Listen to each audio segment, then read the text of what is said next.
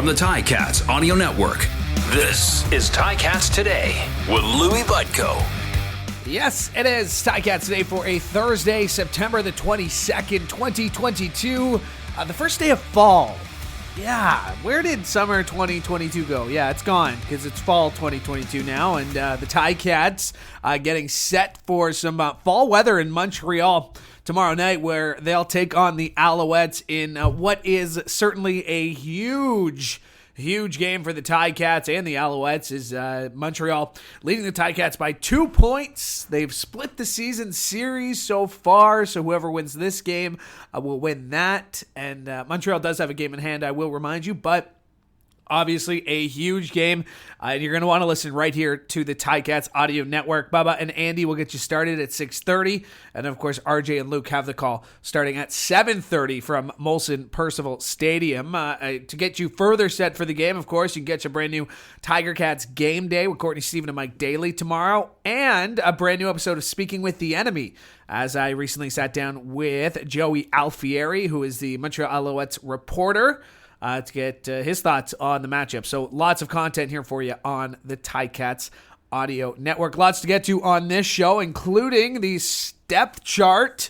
We'll get to that in just a second. We'll hear a bit more from Coach Joe. A couple of things we didn't get to yesterday, and I think it ties the whole show together, and you'll see why, because we're going to hear from David Beard for the first time on this show. We talked to him yesterday, and I'll play what he had to say coming up. We'll hear from Wes Hills as well. Also, likely the first time we've heard from him this season on this show. And we'll hear from Kiondre Smith, who got his first career CFL touchdown last week and is, again, in the starting lineup and been a big part of this Ticats offense the last few weeks. All right, let's take a look at the Ticats depth chart, and we'll start on the offensive line, where there are no changes from last week, as it's Tyrone Riley at left tackle, Brandon Revenberg at left guard. David Beard, who we'll hear from, is the starting center. Coulter Woodmansey is the starting right guard, and Colin Kelly, the starting right tackle. Dane Evans, the starting quarterback. At the running back position, you'll have Wes Hills, and at the fullback position, you'll have Felix Caran-Gauthier. The receivers, out wide, you got Stephen Dunbar Jr. and Kiondre Smith, and at the slot, you got Tim White, Pappy White, and making his return to the lineup is Tyler Ternowski, activated off the 6-game injured list. Great to see him back. On defense, it is Mason Bennett at the defensive end spot. It is Ted Laurent getting the start at nose tackle, Micah Johnson at defensive tackle, Julian Househair at D-end, and we got news yesterday from Coach that Dylan Wynn was not going to go. The news is not great. He's on the 6-game injured list. And obviously, with 5 games left in the regular season, we've obviously seen the Ticats pull players off the 6-game injured list, but not a great sign to see Dylan on the 6-game injured list. But Julian Househair is back in the lineup after missing last week. At the linebacker position, no changes from last week. It's Kyle Wilson, Jovan Santos Knox, and Cam Kelly. And in the secondary, it's Jamal Roll, Carriel Brooks, Tunde Adeleke as a game-time decision, Richard Leonard at the half, and Rodney Randall Jr. at corner. No changes on special teams. It is Seth Small in the kicking duties, Mike Damagala in the punting, Gordon White's the long snapper, and Pappy White will handle the kick return responsibilities. That's how the Ticats will line up. And we didn't get to these clips from Coach that I'm about to play for you here, but he talks about the waiting room, and we've talked about that on this show. Coach has talked about it many times. Players have talked about it. The waiting room, they call it the practice roster, the waiting room. It's for guys who are waiting for their opportunity, and Wes Hills is one of those guys. Tyrone Riley, Coach is going to talk about him in one of these clips when I asked him about it yesterday. But guys who have been waiting for their opportunity have gotten into the lineup and have made a difference. You know, you could put Malik Carney on that list. You can put Kyle Wilson on that list. Guys who got their spot because of injuries, but when they were in the lineup, made an impression. So here's what Coach had to say about that, about the waiting room yesterday when we talked about it. It's definitely expected, and it's definitely rewarding. I'm always happy for, most of these guys in the waiting room are waiting for an opportunity. That's all you can really ask for. And so when their opportunity comes, are they prepared and are they ready? And all you can really do is show them examples in the past of how where people have been ready and when people have not been ready, and then they go back in the waiting room for another however many weeks. And that can be frustrating, but at the end of the day, they're on a professional football team. They're expected to be professionals and play at a professional level whenever called upon, and that's kind of what they sign up for. And so, yeah, I think the expectations are set early, and we show that, if you've made a professional football team roster, it's not just because we like you or, we want to be friends. It's a two-way relationship where we're here to make you better, but when called upon, we expect you to answer the bell. It's a great segue, and you didn't even know you did it. It's an example of a guy that was in the weight room, busting his tail, in the weight room at 6 a.m., in meeting rooms, being a pro, probably frustrated because he didn't get an opportunity since playing, I believe it might have been week 1 or 2, and just in there working, and then boom, when called upon, he showed up. And there's Coach Orlondo Steinauer talking about Tyrone Riley specifically there at the end, but in general, they're talking about guys who have been waiting for their moment to be called into action. And, Tyrone Riley was that example, but Wes Hills could definitely be another one of those guys. 10 carries for 58 yards last week against the Winnipeg Blue Bombers, hoping for another big game from him. And we're going to hear from him in just a second here on Ticats today.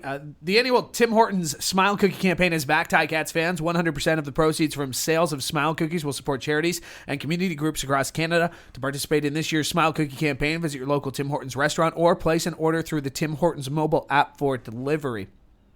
Like I said, we're going to hear from Wes Hills, but first, let's hear from David Beard, because we have not had him on this show. We have not talked to him, wanting to give him his space, let him settle in, but making his second straight start at center. And we talked about a bunch of things yesterday, and you're going to hear him answer my questions here. But specifically, we talked about how he's fitting in, how the culture is with the Hamilton Tiger Cats. Talked about wearing 51 and starting at center on the same game that our alumnus of distinction was Mike Filer, who so famously wore 51 here, how he felt about that. But we started off by checking in on his shock, I guess, or the expectedness of his trade from the Edmonton Elks. Here's what he had to say. Oh, I was definitely surprised. There's no question about it. I mean, I've been in Edmonton my whole entire football career, whether that's all the way from the little leagues up through high school and college. I haven't left Edmonton. But in terms of the adjustment, it's been all I could have asked for and more. It's a great facility, great group of people. Like I said, I was commenting on the culture. It's really, really good here. And I'm really glad that this is the group that I get to work with. And yeah. Yeah, and I mean, you can't comment on it. It's a what if, right? But yeah. I'm sure glad of the way things have worked out, and I've been thoroughly impressed with the people here and the way we do things here. And yeah, so all praise from my end. Yeah, well, I mean, that's probably a question you should be asking the rest of the locker room, but no, it's been good on my end. It's been a great group to get to know and start working with and getting on the same page. The culture around here is, yeah, really, really, really good. I think that some of the culture stuff that we talk about each and every day in our team meetings and stuff like that, it's been really eye-opening, and I feel like it's not just lip service. Guys are actually taking what coach has to say and embodying that both on and off the field, and it's something that's been really impressive and appreciated a bunch. So. Yeah, to add to that pile of names, Ed Hervey's here as well, and obviously that's where my CFL road kind of began with him, and Coach Gibson spent a handful of years in Edmonton with, which is awesome, and same thing with Colin, and was able to connect with Kyle in 2019 in Edmonton, so no shortage of guys. Grant McDonald as well, another guy from Edmonton, and seen a couple other guys in and out of the door. But no, there's a lot of familiarities for sure, but no, it's been a really good transition and lots of good people, so. Well, I'm really impressed with Coulter. He's done a great job. He's filled in a variety of different roles, been an awesome brain for the offensive line in terms of getting in at center and getting calls out and stuff. He's still somebody who I can go to and ask questions with, and definitely a cerebral guy that has been a valuable asset to the club. clearly. And then that's coupled with a bunch of other guys. Like, huge credits to the guys who are playing, and the guys who are getting us ready on our scout teams and stuff like that. It's a great group, a really, really good group that I'm privileged to be a part of. So. Oh, totally. I'm gonna have to brush up on my history. Like, I know Mike's been in the league for a long time, and somebody who I have tried to model my work after as well, even from across the country. So there's no shortage of reputation that Filer's left here and legacy that he's left here.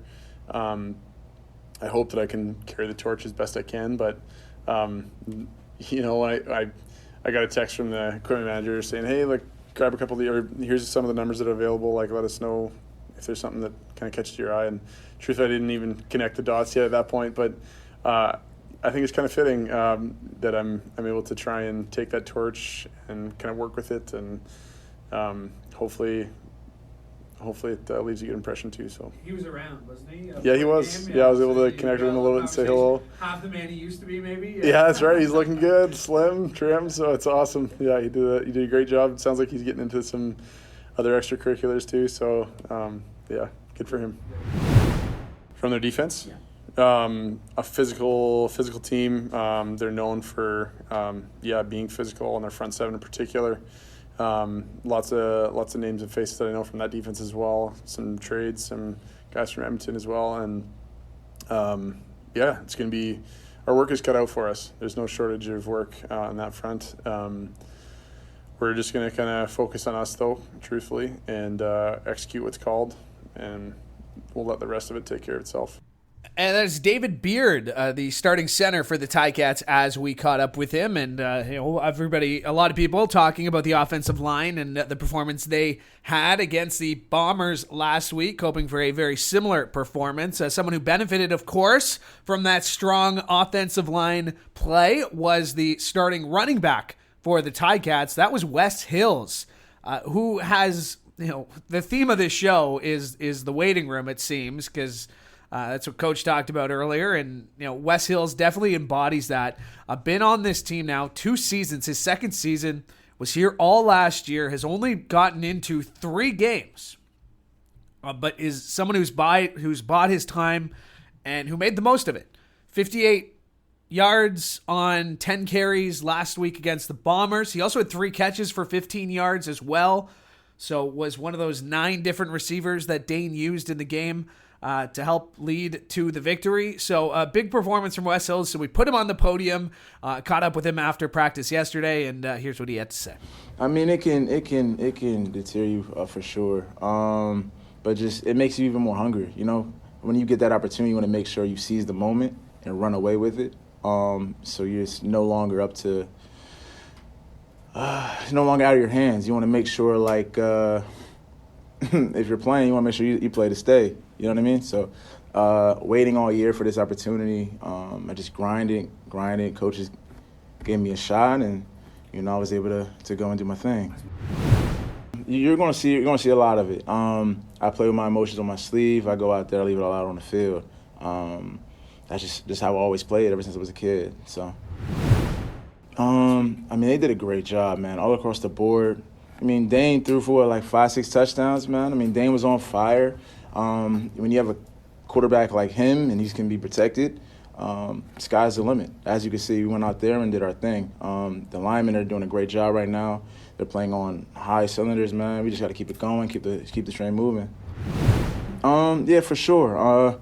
You just got to stay hungry about it, man. You can't really you can't let you got to control what you can control. Coach always says control the controllables, right? Me being able to play or not is outside my control. Only thing I control is how I prepare and how I get ready for my moment so I can seize it and, run away with it. Motivation is second place. Motivation is another win. Motivation is just being able to go out there and have an opportunity to go and show everybody, what we can do. A lot of people have probably written us off so far, and only people that believed in us were the guys in that room. So that's all the motivation we really need. Just keep fighting, and make a way. For me, I have a great coach, JB, and Coach Gibbs. He prepares the linemen and us for all those stunts, all those different pressures, all the different looks, the movements, all of it. they prepared us this week for, the team we're about to face, and did an even better job last week, with, playing Winnipeg.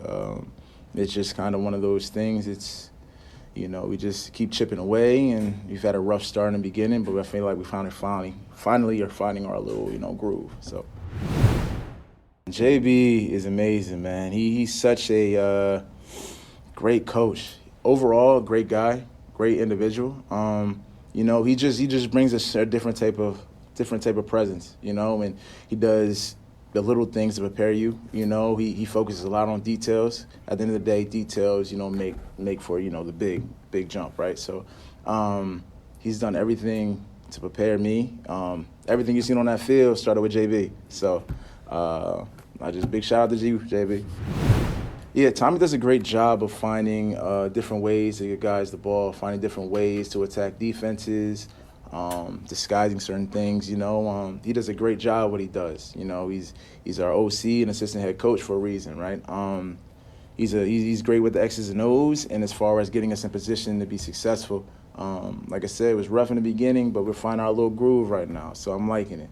And that is Wes Hills, who will make his second straight start at running back for the Ticats against the Owls tomorrow night. One more piece of sound before we go. Kiondre Smith had a chance to catch up with him, and it's pretty interesting because Wes Hills is starting, but Sean Thomas Arlington could start.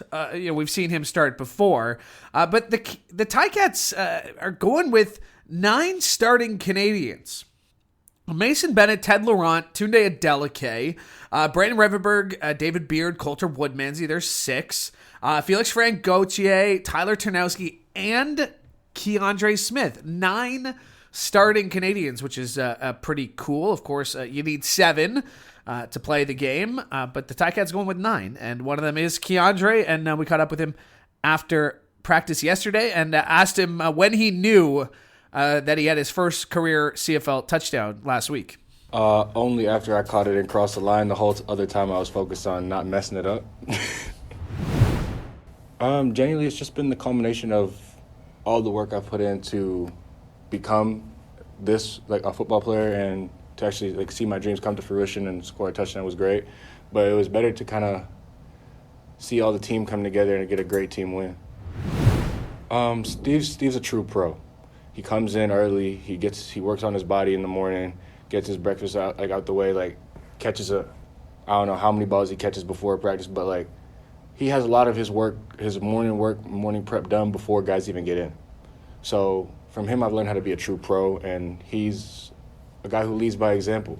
And that is Kiondre Smith, as we caught up with him after practice this week, talking about Stephen Dunbar Jr. there at the end. Earlier in the week, Stephen had some nice things to say about Kiondre. Kiondre there with some nice things to say about Stephen. All right, that'll do it for us today. That'll do it for us this week. And yes, with the Ticats on the bye week, we will be back next week for everything you need bye week related here on Ticats Today. Touchdowns and Tastings, presented by Peller Family Reserve, is back. Get some friends together and register as a group for this fun-filled evening, Thursday, September 29th at Tim Hortons Field. The evening will be hosted by Natalie Sexton, along with alumni Andy Fantuz and Mike Daly, and includes wine tasting by Peller Family Reserve, on-field football instruction from current Ticat players, locker room tour, a gift bag, and 2 tickets to an upcoming home game of your choice, all for only $95 per person. Visit Ticats.ca for more details. That'll do it for us. We are back on Monday. Thanks for checking us out. And remember the game right here on the Ticats Audio Network tomorrow starting at 6:30. I'm Louie Butko, hoping you have a great day. Ticats Today can be heard every weekday, and we would like to hear from you. Email us at gameday@ticats.ca. Have a question or an opinion? We want to hear it. That's gameday@ticats.ca. Subscribe to the Ticats Audio Network on Spotify or wherever you get your podcasts.